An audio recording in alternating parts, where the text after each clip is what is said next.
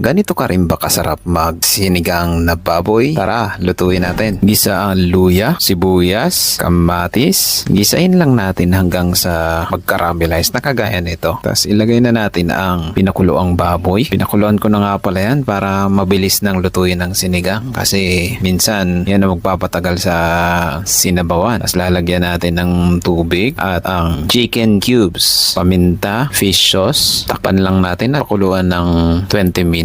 At ilagay na natin ang okra, radish. Simmer lang natin ng 5 minuto hanggang sa lumambot ang okra at radish. Tapos lagyan na natin ang sinigang mix.